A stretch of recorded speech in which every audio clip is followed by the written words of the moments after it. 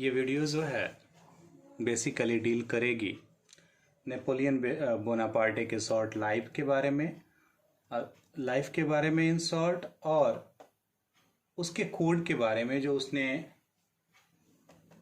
France में लाया जब वो फ्रांस का जो है रूलर बन बैठा। फ्रांस में जब उसने अपनी एक अलग पहचान बना ली, फ्रांस में जब वो इतना पावरफुल हो गया कि वो अपने मर्जी के लॉज ला सकता था। नेपोलियन बोनापार्टे, जिसका जन्म हुआ है 15 अगस्त 1769 को अजैसियो में, जो कि फ्रांस में है। नेपोलियन बोनापार्ट जो है डाई करता है 5 मई 1821 को लॉन्गवुड हाउस, लॉन्गवुड में। अब है कौन ये एक फ्रेंच स्टेट्समैन है, फ्रेंच नेता है, और साथ ही साथ एक मिलिट्री लीडर है। मिलिट्री का जनरल था वो rose in to prominence during the French revolution. France की क्रांति के समय जो है ये लोगों के पहचान में आता है, इसकी पहचान बढ़ती है, ये पावरफुल हो जाता है। And led several successful campaigns during the French revolutionary wars. और फ्रांस की जो क्रांति के दौर में कई सारे वो कैंपेन करता है। वह इम्पेरर था फ्रांस का नेपोलियन 1 के नाम से 1804 से लेकर के 1814 तक, और फिर 1815 में लगभग 100 डेज के लिए जो है वो फ्रांस का रूलर रहा। नेपोलियनिक कोड को समझने से पहले, जो कि नेपोलियनिक कोड है 1804 का, हम थोड़ा सा ये समझते हैं कि नेपोलियन जब फ्रांस का रूलर बन बैठा तो, और जब उसने जो पर्याप्त एडमिनिस्ट्रेटिव चेंजेस किए, पर्याप्त लॉ चेंजेस किए इन फ्रांस, तो उसे लगा कि अब ये उसकी ड्यूटी है कि पूरे यूरोप में इन चीज़ों को फैलाया जाए और पूरे यूरोप के लोगों को जो है एक यूनिट के अंतर्गत लाया जाए, पूरा यूरोप जो है एक राष्ट्र के अंतर्गत आ जाए। उसने जो नियम बनाए, जो एडमिनिस्ट्रेटिव फील्ड्स में उसने जो है चेंजेस किए, वो फ्रांस में तो लागू होते ही हैं, उसको एक्सपोर्ट किया जाता है वैसे क्षेत्रों में जो फ्रेंच कंट्रोल में थे, जैसे कि डच रिपब्लिक में, स्विट्जरलैंड में, इटली में, जर्मनी में।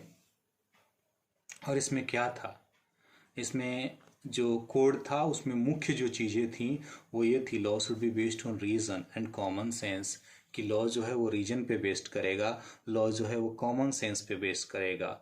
All man should be treated equal before law, law के सामने जो है सभी लोग बराबर होंगे, कोई जो है न कम होगा न ज़्यादा होगा। इससे पहले जो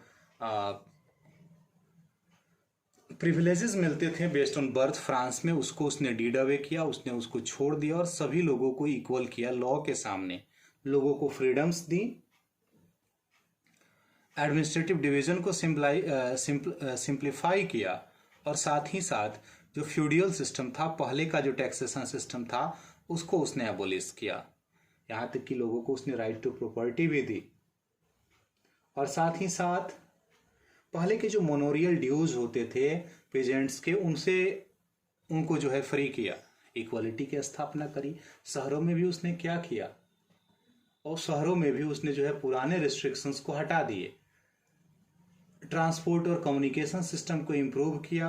पीजेंट, आर्टिसंस, वर्कर और जो नए बिजनेसमैन थे, उन्हें जो एक नई फ्रीडम मिली उसको वो इंजॉय करने लगे। मुख्य रूप से बिजनेसमैन और जो स्मॉल स्केल बिजनेसमैन थे, बिजनेसमैन में भी कौन, जो स्मॉल स्केल बिजनेसमैन थे, उन्हें जो है ये समझ में आने लगा कि जो ये यूनिफॉर्म लॉ है, स्टैंडर्डाइज्ड वेट्स और मेजर है, साथ ही साथ कॉमन नेशनल करेंसी है, इससे क्या होगा कि गुड्स के एक्सचेंज में आसानी होगी, और साथ ही साथ पैसे जो हैं बड़े आसानी से कमाए जा सकेंगे। और उन्होंने जो है, इन लोगों ने जो है इन लॉज का, इन चेंजेस का, इन कोड्स का जो है खुले दिल से स्वागत किया। उसके बाद क्या होता है कि कई सारे ऐसे जगह जैसे हॉलैंड, स्विट्जरलैंड, यहाँ तक कि कई सारी ऐसे शहरें जैसे कि ब्रुसेल्स, मेंस, मिलान, वार्सो, फ्रेंच आर्मी जो होती हैं उनका स्वागत किया जाता है। हर्बिंगर्स ऑफ लाइबर्टी के जो हैं स्वतंत्रता को बढ़ाने वाले के रूप में, स्वतंत्रता के एक सैनिक के रूप में, या एक ऐसे ग्रुप के रूप में जो स्वतंत्रता को आगे बढ़ा रही है या सबको स्वतंत्र कराने की कोशिश कर रही है। नए एडमिनिस्ट्रेटिव अरेंजमेंट्स किए गए, और जो नए अरेंजमेंट्स किए गए, इसका रिएक्शन जो था मिक्स्ड रहा। हर किसी ने इस चीज का स्वागत नहीं किया और हर किसी ने इसका विरोध नहीं किया। फ्रेंच रूल का जो शुरुआती रिएक्शन रहा वो मिक्स रहा। कब शुरू में क्या हुआ कि कई सारे ऐसे जगह थे, जैसे कि हमने बताया कि ब्रुसेल्स, मैन्स, मिलान और वार्सो, यहाँ पे फ्रेंच आर्मी का जो है स्वागत होता है जब फ्रेंच आर्मी वहां पहुंचती है। लेकिन शुरुआती स्वागत जो था, शुरुआती खुशियां जो थी वो ज्यादा दिन तक नहीं टिकती। और क्यों ज्यादा दिन तक नहीं टिकती? तो जो नए एडमिनिस्ट्रेटिव अरेंजमेंट्स बनाए गए थे, लोग उनसे जुड़ा हुआ महसूस नहीं कर पाए खुद को। जैसे कि पॉलिटिकल फ्रीडम, फ्रांस के जीते हुए क्षेत्रों में लोगों को उतने पॉलिटिकल फ्रीडम्स नहीं थे जितना कि फ्रांस के अंदर के क्षेत्र में थे।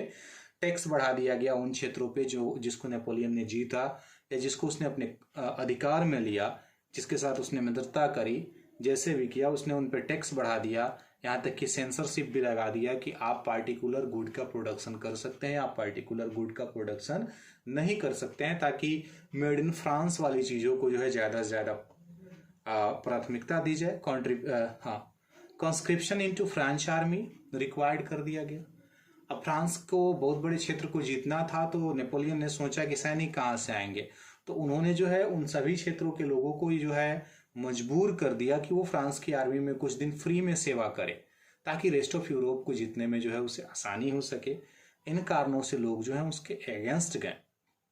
ये मुख्य वो कारण रहे जिस कारण से जो है नेपोलियन को अंततः जो है हारना पड़ा।